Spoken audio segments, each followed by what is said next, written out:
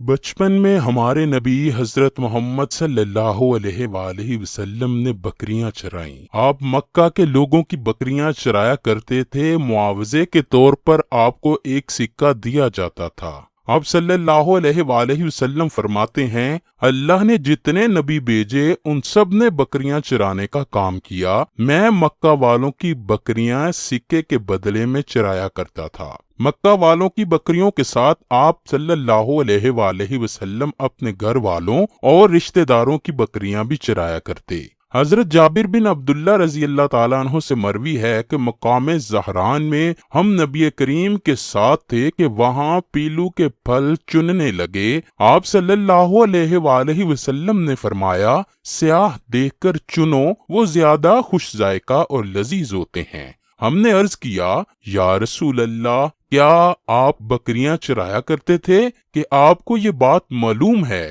آپ صلی اللہ علیہ وآلہ وسلم نے فرمایا، کوئی نبی ایسا نہیں ہوا جس نے بکریاں نہ چرائی ہوں۔ حضرت ابو ہریرہ سے بھی روایت ہے کہ رسول اللہ نے فرمایا، کوئی ایسا نبی نہیں ہوا جس نے بکریاں نہ چرائی ہوں۔ تو میں نے عرض کیا، آپ نے بھی؟ تو آپ صلی اللہ علیہ وآلہ وسلم نے ارشاد فرمایا، ہاں، میں اہل مکہ کی بکریاں چراتا تھا، جس کے بدلے میں مجھے چند قیرات دیے جاتے تھے۔ اجرت لے کر کوئی کام کرنا، خواہ بکریاں چرانا ہو یا کوئی دوسرا کام کرنا، شایان نبوت اور رسالت کے خلاف نہیں۔ بعض سیرت نگاروں کو ایسا محسوس ہوا تو انہوں نے اس واقعے کی تاویلات فرمائی، حالانکہ محققین کی رائے یہی ہے کہ کام کی اجرت اور مزدوری لینا کوئی غیر شرعی امر نہیں اور نہ ہی مقام رسالت کے خلاف ہے۔ ہاں، تبلیغ احکام اور اشاعت دین پر اجرت لینا شان نبوت کے خلاف ہے، جس کو جا بجا کلام الہی میں بیان کیا گیا ہے۔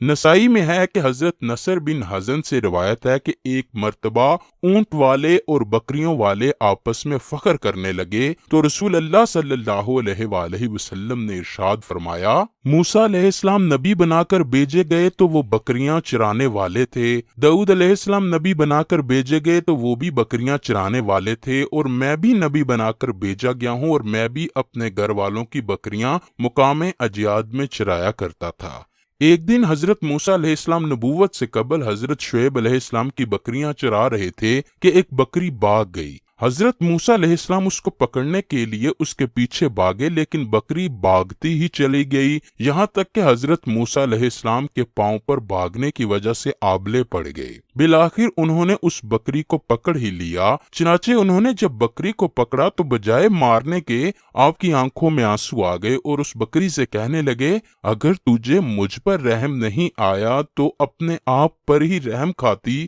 اگر تجھے میرے پاؤں پر رحم نہیں آیا تو کم از کم اپنے آپ پر ہی رحم کھاتی۔ اللہ پاک نے فرشتوں سے کہا، نبوت کے لیے موسیٰ ہی موضوع ہیں، کیونکہ امت کا غم کھانے اور ان کی طرف سے ایذا و تکلیف کو برداشت کرنے کے لیے جس حوصلے اور دل و جگر کی ضرورت ہے وہ ان میں موجود ہے۔ پیغمبروں نے بکریاں کیوں چرائیں، اس کی وضاحت یوں بیان کی جاتی ہے کہ حضور اکرم صلی اللہ علیہ وآلہ وسلم کو چونکہ بارگاہ الہی سے ایک خاص مقصد اور مشن کے تحت بھیجا گیا تھا، اور وہ ہے امت کی غلہ بانی، یعنی بعثت و نبوت سے سرفراز فرمانے کے بعد بنی نوع آدم کو ہر نشیب و فراز سے بچاتے ہوئے ہموار راستے پر چلانا اور گمراہ کن اور پیچیدہ راستوں سے نکال کر صراط مستقیم اور معتدل راہ پر چلاتے ہوئے منزل مقصود تک پہنچانا۔ اس مقدس و پاک باز گروہ اور جماعت کا فریضہ منصبی ہوتا تھا، اور افراد انسان بالکل بے خبر اور بے نکیل جانور کی طرح ہر طرف دوڑنا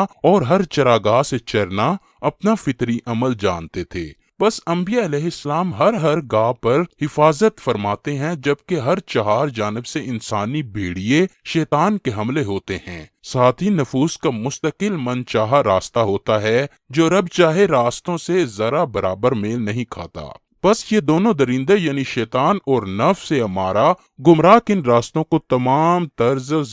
زیبائش اور آسائش کر کے آراستہ کر کے اولاد آدم اور حوا کے لاڈلوں کو راہ راست اور خدائی ڈگر سے ہٹا کر کسی بھی غلط راستے پر ڈالنے کو مقصد زندگی سمجھتے ہیں، اور شیطان اپنی ذریات کو اسی پر انعامات سے نوازتا ہے کہ کسی صورت بھی انسانوں کو راہ جنت سے برگزشتہ کر کے راہ جہنم پر گامزن کر دیا جائے۔ اس صورتحال میں اگر انبیاء اور رسولوں کی مقدس جماعت کی اور ان کے پیروکاروں کی کاوش و کوشش اور جد و جہد نہ ہو تو راہ راست کے راہرو حضرات اور خدا کے فرما برداروں کا کیا حال ہوگا، وہ کسی ادنا عقل والے پر بھی مخفی نہیں ہے۔ اولاد آدم اور بنیات حوا کی یہ حالت جانوروں میں بکریوں سے بھی بہت زیادہ میل کھاتی ہے کہ اونٹ، گائے، بیل اور بھینس کو چرانا اور سنبھالنا اتنا مشکل نہیں ہے جتنا بکریوں کو چرانا اور ان کی حفاظت کرنا مشکل ترین ہے، کیونکہ بکریاں کبھی ادھر بھاگتی ہیں تو کبھی ادھر،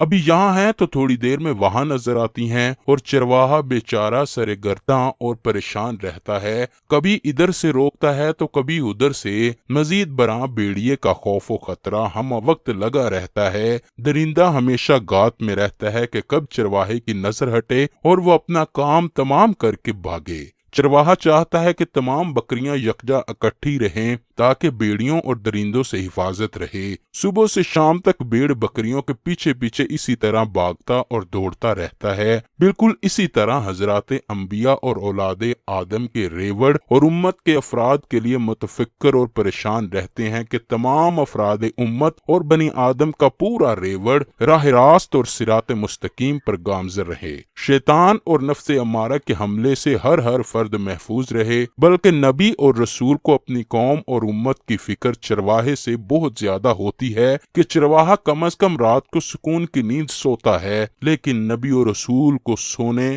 جاگنے، کھاتے پیتے چلتے پھرتے ہر وقت یہی فکر رہتی ہے کہ امت میں صلاح و فلاح کیسے پیدا ہو اور قوم اپنی ہلاکت و بربادی کے راستے سے بچ کر دائمی راحت و آرام کا راستہ کس طرح اختیار کرے، اور قوم و ملت بالکل بکریوں کی طرح اپنی ہلاکت و تباہی کی فکر نہیں کرتی۔ شیطانی درندوں اور نفس کے پھندوں میں قوم پھنستی رہتی ہے۔ نبی قوم کی یہ حالت دیکھ کر اس قدر دکھی ہوتے ہیں کہ مخلوق اس کا اندازہ شاید نہ ہی کر سکے، البتہ خالق کو اس کا اندازہ ضرور ہوتا ہے۔ بس ارشاد باری تعالیٰ ہے، شاید آپ ان کے ایمان نہ لانے کی وجہ سے اپنی جان دے دیں گے۔